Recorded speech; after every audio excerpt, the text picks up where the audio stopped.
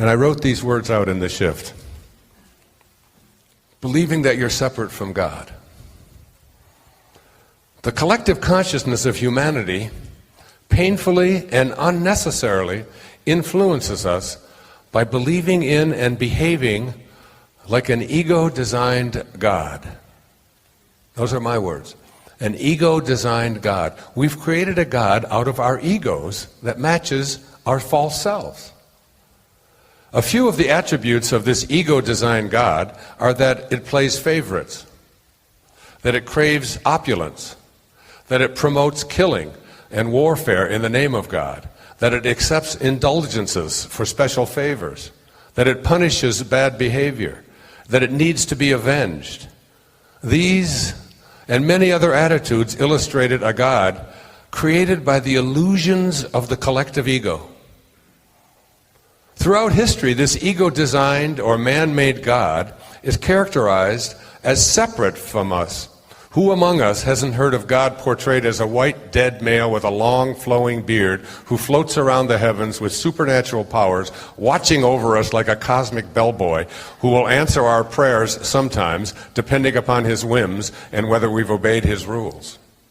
This God is viewed not as an all-giving divine source, but rather as a temperamental superpower who withholds his ability to solve our problems or heals our diseases, depending upon whether he's in the mood to grant us special dispensation. This is a God of the ego, created by ego and dedicated to serving ego's demands. This is a God that must, by virtue of its own ego, be separate from the subjects that it must watch over, control, and punish when necessary. And that's what it looks like. This idea that we are separate from God. It's not blasphemy to say that I am God, which doesn't make me better than anyone else, because that's not the God from which we originated. The God from which we originated, the source of all things, is benevolent, is loving. It doesn't know how to make distinctions. The memory of God comes to the quiet mind. It cannot come where there is conflict. For a mind at war with itself remembers not eternal gentleness. What you remember is a part of you. For you must be as God created you, as your source created you. Remember, you didn't come from your parents. You came from the void. Let all this madness be undone for you, and return in peace to the remembrance of God still shining in your quiet mind. In Australia not too long ago, I was on the Tonight Show there, and the woman asked me the question, what is your mission? And I just blurted out, to live a God-realized life. She said, what does that mean? And I just thought, just thinking like whatever the source of all things thinks like, to be in alignment with that. Just to think that way, that's all. Just to think that way and act that way. That's what I'd like to do. That's how I'd like to live my life, for whatever days I have. And as we now start to make the U-turn, we're going to come back and we start heading in a different direction. We start coming back to what T.S. Eliot said. We shall not cease from exploration. And at the end of all of our exploring will be to return to the place from which we originated and to know it for the first time. One of my favorite quotes is from Herman Melville, who wrote Moby Dick. And when I read it in college, I thought I was reading a book about a man chasing a whale. And now I realize, having read it again, that it's about a man trying to find himself and his passion, and to live his passion. And Melville would go out onto the, he lived in western Massachusetts back in the 19th century. And he would lie down on the cornfields in western Massachusetts with his head up so that he could get a vision of what it must have been like to be out there on that ocean all by himself. And all he could see was corn silk. I read this in a biography of Melville. And he would just stare at this, the immensity of this. And that's just what he would imagine. And then he wrote these words. He said, "For as this appalling ocean surrounds the verdant land, so in the soul of man lies one insular Tahiti, full of peace and joy, but encompassed by all of the horrors of the half-lived life. I just don't think writing gets much better than that. Go to Tahiti. Find that place within.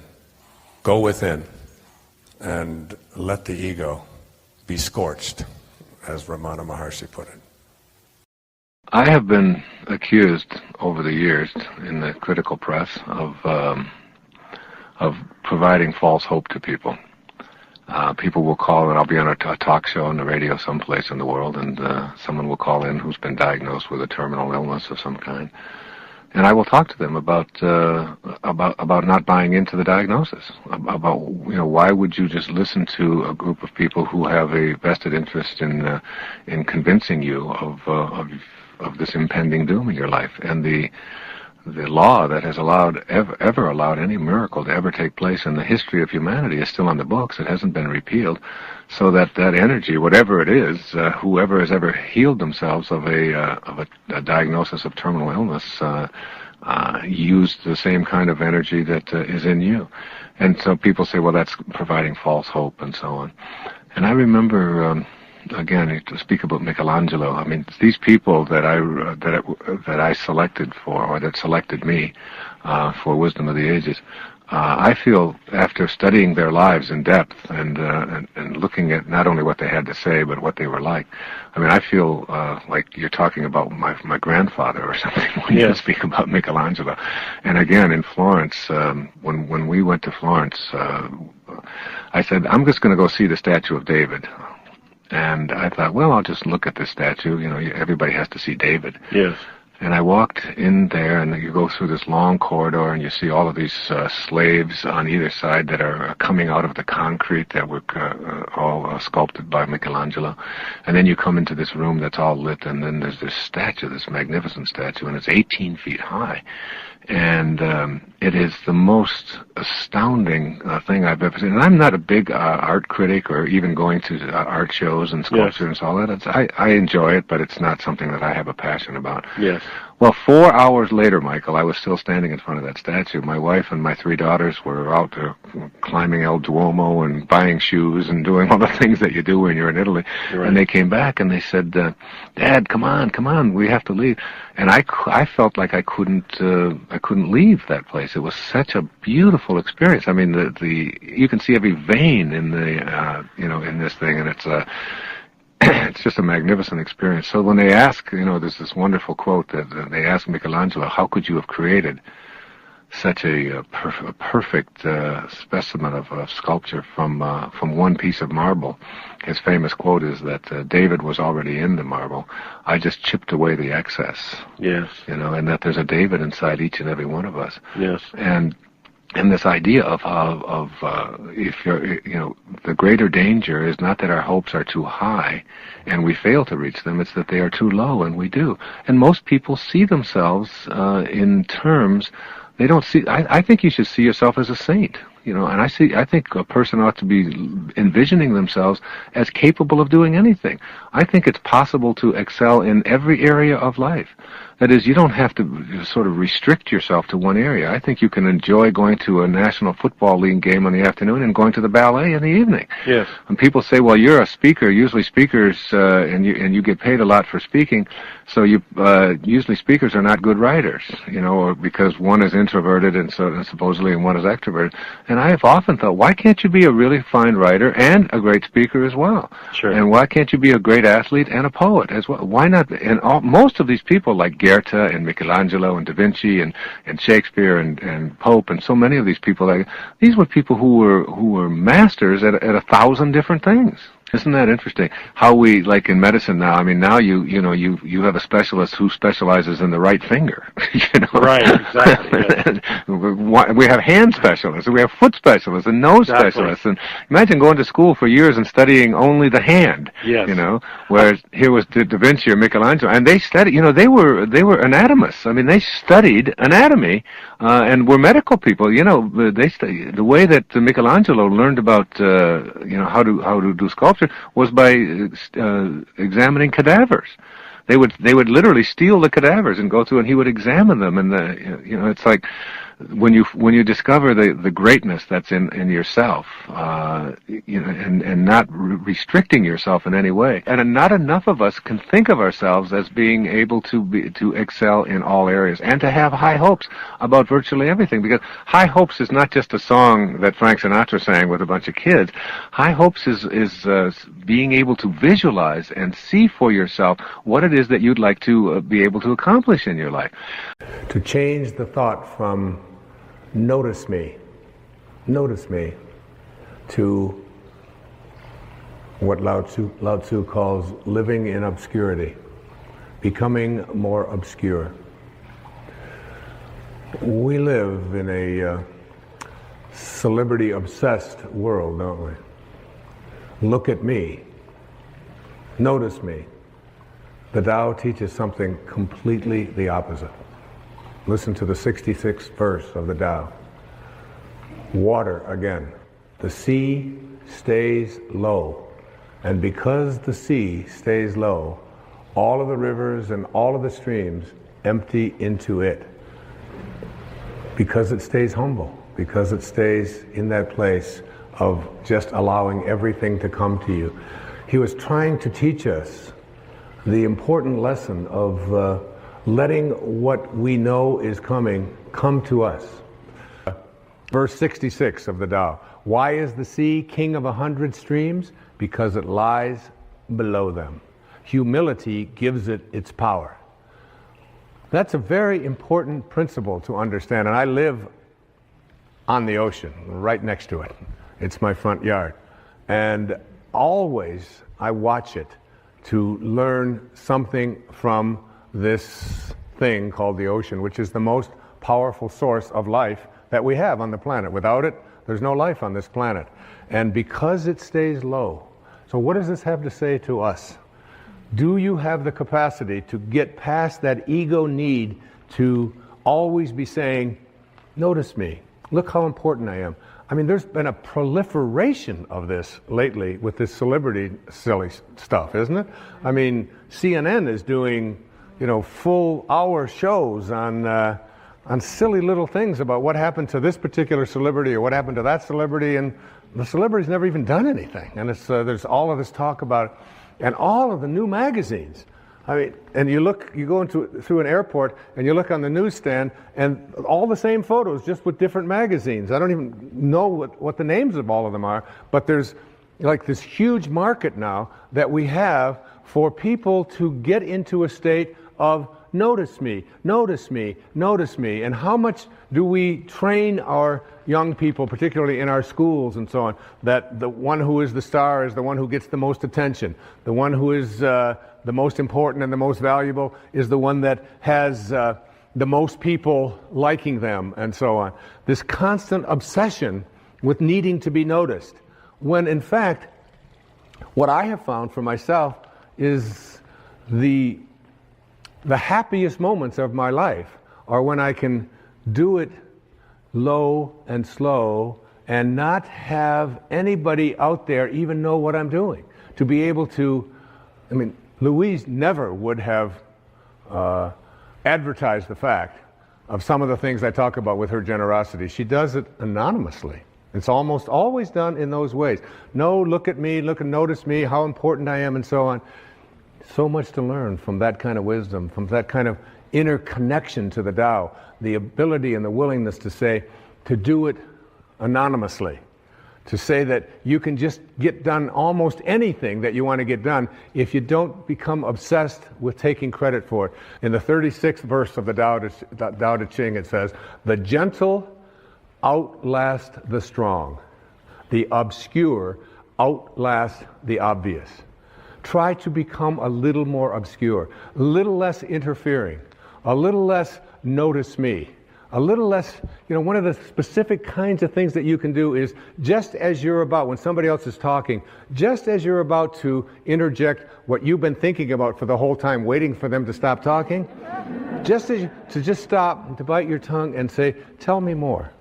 Or, that's very interesting. I have never heard that point of view before. Even if they totally, completely disagree with everything that you stand for, to be willing to listen, to be able to stop, practice it. I practiced it when I did these verses of the Tao. I practiced it every single day while I was working on that. Just staying obscure. And for me, that's not always so easy because of just being recognized wherever I go. And if I saw someone who was about to recognize me, I would just put my head down. I would just walk a little bit past them like something. Right now, I just want to be anonymous. Right now, I want to be obscure. The Tao says, storms always end. Verse 23, fierce winds don't blow all morning. A downpour of rain doesn't last all day. Who does this? Heaven and earth. You're already connected to everything you want or need. It will come to you at the exact perfect time, as the rivers and the streams come to the ocean at the perfect time and place. You gotta trust. You gotta know it's going to come to you. You don't have to chase after it. You can become a little less obsessed with your ego and your self-importance and who you are and what you've done, and you can get so much more done. And you know what? It's the most peaceful and sweet, delicious way. It's like the song that Cecilia was singing about the rose. Thank you so much, and God bless you. In order to cultivate your witness, you need to learn to observe your reactions in order to go beyond them. It is the going beyond that is the crux of the sacred quest. There are many ways that you can use the observation process. Here are a couple of them that are very important. The first is observing your body. This is one of the areas of being the witness that most of us have practiced somewhat. In general, we allow our body to function without interference. We are aware that there is the body and that there is a ghost in the machine, if you will. For as long as you can remember, you have been observing this phenomenon of a body. It is also true that you know that the entity that is doing the observing is removed in some dramatic way from that which it is witnessing. As you are listening to these words, you are allowing your body to act out its destiny without your meddling. You are not busy beating your heart or filling your lungs or oxygenating your blood supply or circulating your vital fluids. You allow your body to operate itself, and you allow another part of you to know the way of being the divine, quiet, non-interfering observer. This way has served you well. By just observing your body and detaching yourself from its functioning, it works as perfectly as it was ordained to. If you were constantly monitoring and attempting to control your bodily functions, you would be unduly attached to its outcome, and you would inhibit its natural functions. The times in your life when you worry or interfere with the natural functions of your body are the times when you find it breaking down. Feed your body the wrong foods and it will respond with lethargy and disease. Fail to exercise it and it will become overweight and groggy. Ignore its needs for fresh air and healthy environment and it will fall into disrepair. Feed it narcotic substances or artificial drugs and it will react with violent symptoms.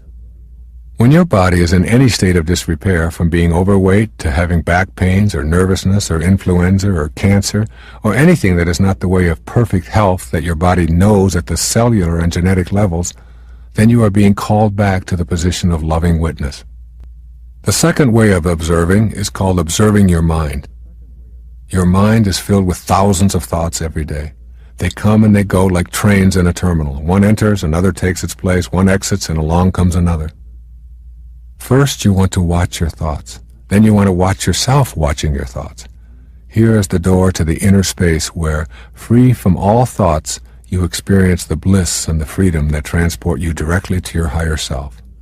The simple exercise of watching your mind manufacturing its thoughts will eventually cause unwanted, unnecessary, erroneous thoughts to dissolve.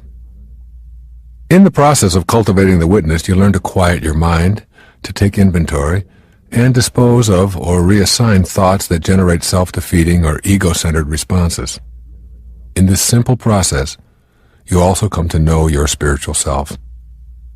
Ego-generated thoughts play a huge role in creating the world that the ego wishes to create. Each of my thoughts seem to demand it be considered the most important.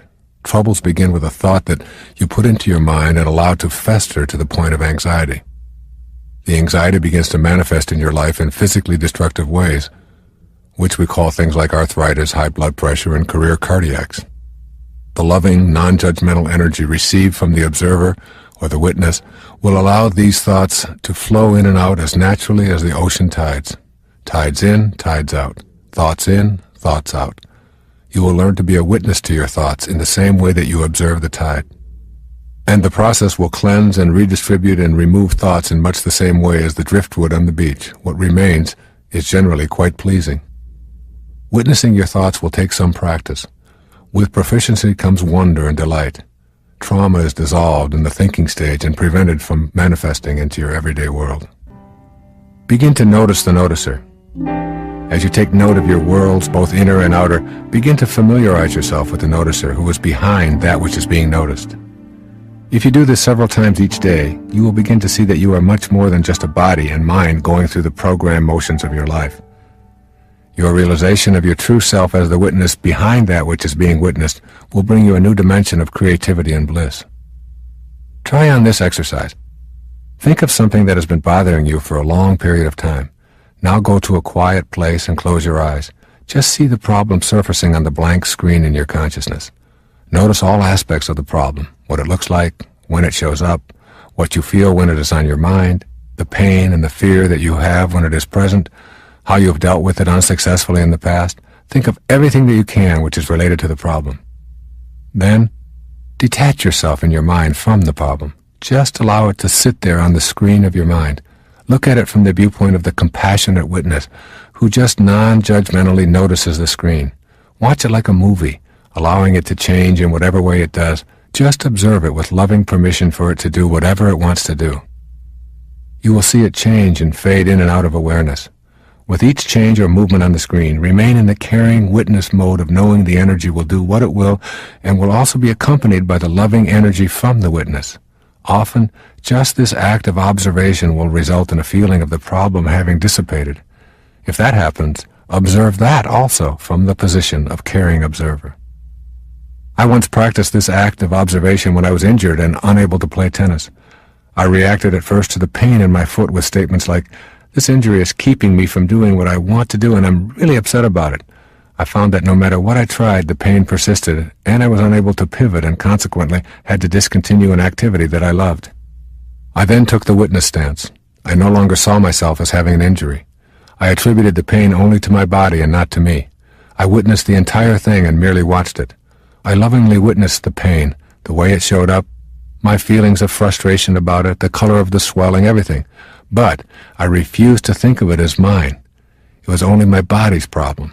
The very same day that I did this, the entire discomfort disappeared. I mean, it was gone from my body. I had put my attention on what was occurring and detached myself from it, and in what seemed like a few hours, I no longer had the pain and I was playing tennis as if I had never experienced any injury at all. In order to know the benefit of witnessing, you will have to banish the doubt about this as something that will work for you. Remember, you have been conditioned to believe that your body is the essence of your humanity. You've been taught to tackle problems with your physical and intellectual apparatus, not your higher self. Practice new self-talk sentences to replace your old identification with your physical body. I am that which owns this body. I am not the body itself. I can't be reached if you come to me with hatred or anger. I cannot worry when I refuse to be the worrier and simply observe that worrier and the worries. Self-talk sentences will keep you centered on your spiritual domain. You will find that many things that you worried about or experienced in a negative fashion are slowly beginning to diminish from your life. Let's go for a moment to our dream. And just assume that we're going to have a dream. We're in bed. And let me ask you this question. This is a question I like to ask for you to just contemplate, one of those sort of cones. When you go to sleep at night and enter your dream state, what happens to the bed? Just think about that. What happens to the bed? Now you're in your dream. Okay? So just propel yourself into a dream state. And in your dream, you notice, let's say you're over here, and you're in a room. And in this room, you look across the room, and you notice that there's a podium in the room. And it has some objects on it. Now you're in your dream.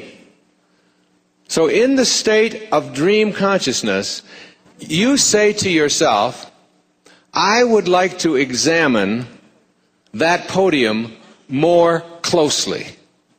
How do you do it in your dream? How do you examine it more closely in your dream state?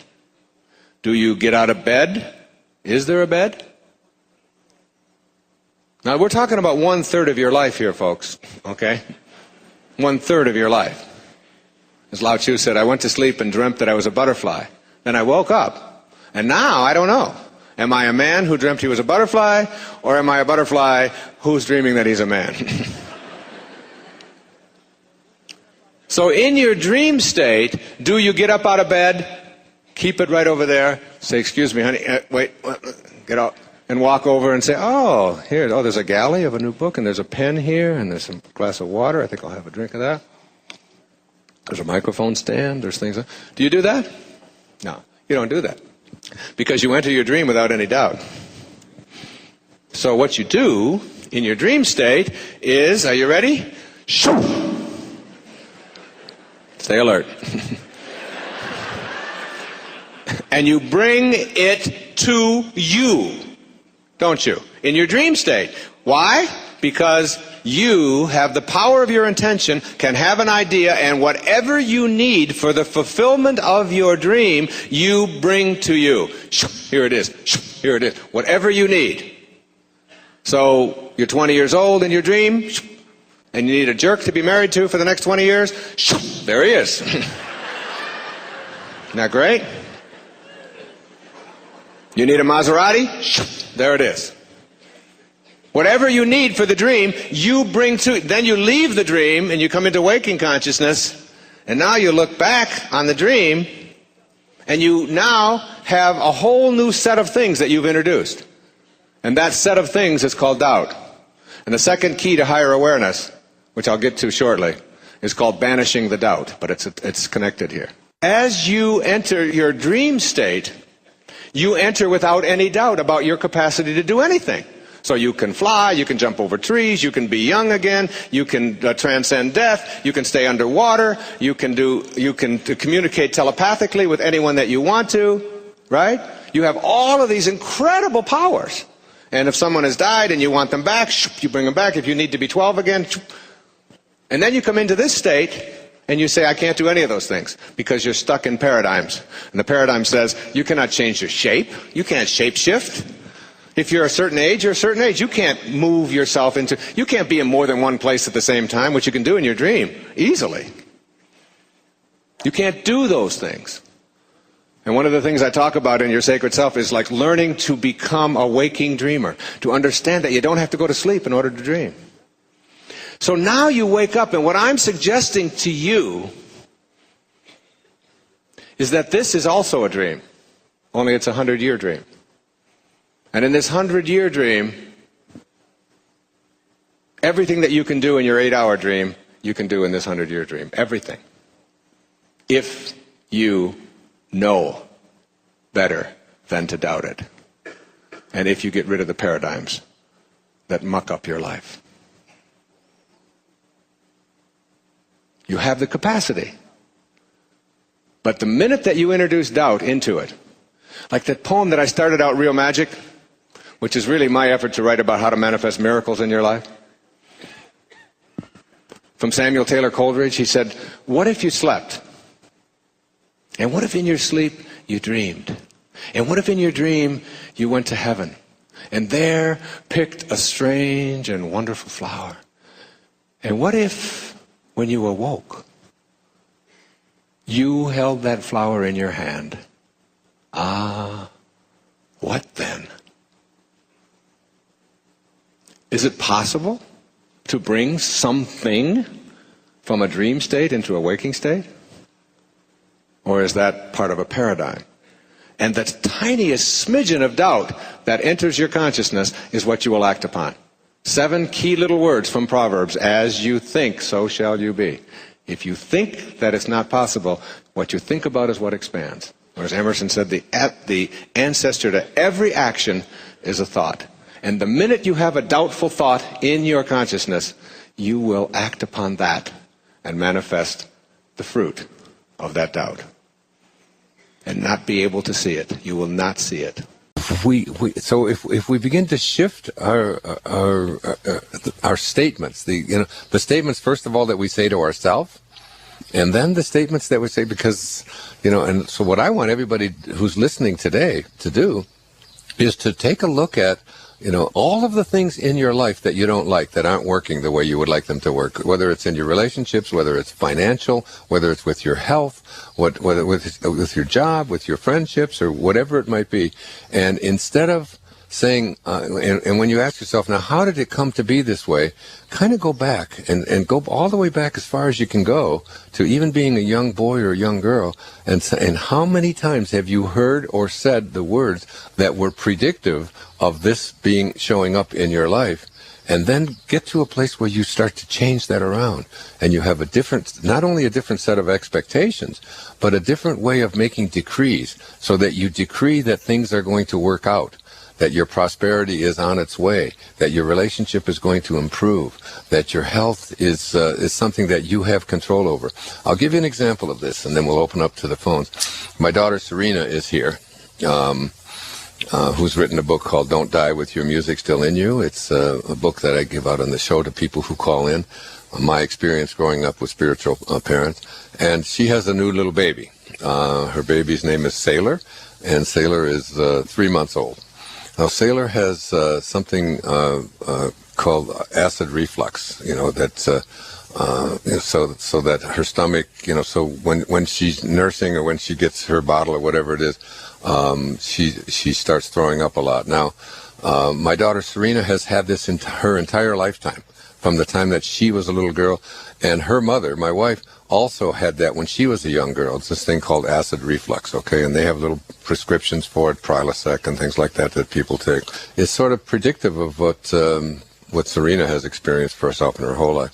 So I said to her yesterday, I said, honey, do you realize that that little baby who came out of you shares your DNA and shares your blood and is as, just because the cord has been cut, but is just as connected to you, spiritually and metaphysically and mentally, is just as connected to you as if she were inside of your womb. And that you had this experience yourself, and rather than already setting up this decree that Sailor's going to have this, is just something she's going to have to struggle with. My mother had it. She has, I had it, and now she's going to have it. I said, you have the capacity to communicate with her and begin to program into her subconscious mind from the time that she, and every time you look at her and see her, she can, when you look at her, she looks at you different than anybody else because you're her mother, and she looks into your eyes and all that. And instead of telling her that you have acid reflux and I'm really sorry, I'm going to give you more milk than you need and you're going to have this for a lifetime, I said, you have the power to heal this, to put your hand on her stomach and on her throat. And when she's taking this, instead of convincing yourself that this child is going to have this for a lifetime, I want you to begin to just say to yourself, I can heal this for you, honey, and talk to her like this. And I put my hand on her stomach and I said, you're such a sweet baby, and you don't have to have this throwing up stuff, and you don't have anything called acid reflux. You're perfectly healthy. You're a divine creation. You are perfect. Mommy's going to be here for you and show you exactly how to deal with this, and start programming her subconscious mind right now, so that when words do begin to develop within her, and she speaks first in words and then in sentences, what you're going to say is that you don't have this. This is just a minor little obstacle, and it's not anything that's going to dominate your life. And read your sister's book, Goodbye Bumps, because she was able to do the very same thing by shifting her consciousness around. So, we get programmed from the time that we're little, about what we can do and what we can't do, how fast we can run, how much we can lift, how athletic that we are, how good we are at mathematics, how, whether or not we're coordinated, whether we can dance, whether we can do a headstand, whether we get, it's just almost every few minutes of our life, there are these decrees coming out of us. And you don't want to have any decree coming out of you that isn't predictive of what you would like to attract and create for yourself, versus a decree that says, it's going to be difficult, I can't make it happen, my luck is never going to work out, I've been sick, this runs in our family, my mother had it, my grandmother had it, and on and on and on and on it goes. Now you will hear about 3 energy fields and ways of keeping them uncontaminated. The first energy field is your immediate energy body, which I also refer to as etheric or faster. From a standing position, extend your arm forward and mentally note the most distant point where your fingers extend. Now imagine your arm extending straight above your head to a point over your body, and then behind you and beneath you as well. You now have an image of a field of energy which continuously surrounds your body. I call this field your fast energy body, which is inseparable from your solid and visible slower energy body. Using your imagination, take a moment now to visualize this field of faster energy with its edges or boundaries around you. When another person, particularly a stranger, crosses your boundary, you immediately feel as if you've been invaded. You move back instinctively to create a safer distance. Why? Because your energy body feels the invasive force and alerts you with a state of discomfort. If someone remains in your energy body field for an extended period of time, they begin to affect your entire being with their energy, bringing you down if you feel out of sync with them, and raising you up if they resonate to a higher energy vibration than you. I refer to the second energy field as your broader environmental energy field. To get a sense of this physical energy field, think about your energy field extending into your home, your workplace, your family, and your community. The vibrational pattern of this energy field is your broader environmental energy field. This energy field, in which your solid body walks and talks and sleeps and works and plays, is impacted by the energy frequency of whoever enters it. Now I want you to think of a field of energy so immense that you cannot even create imaginary boundaries for it. I call this the mind field energy. Your thoughts and the thoughts of others interact in your mind field in such a way as to raise or lower your frequency of vibration.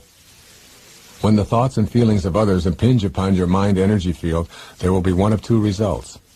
Either your energy field will be increased, as is said to have happened when Buddha and Jesus entered a village. Just their presence in the village and nothing more would raise the consciousness of those around them. Or your energy field will be decreased and consequently become contaminated. The way others think and how they radiate out their thought energy can impact you. But it is not only people who impact your energy fields. Noise levels, air quality, food purity, all touch and affect your fields of energy. What you may not realize is that you play a potent role in keeping your energy fields clean and uncontaminated, and that you also have a salubrious and cleansing effect on the energy field of those around you. Hopefully, you will be motivated to begin implementing a new approach that will clear all of your energy fields and maintain a state of clarity, free of energy patterns that contaminate your life in any way. How do you treat this body, which is the living organism that sends out the waves of electromagnetic energy? What foods do you use to replenish and replace it with? What toxins do you absorb? How much peaceful rest do you provide for it?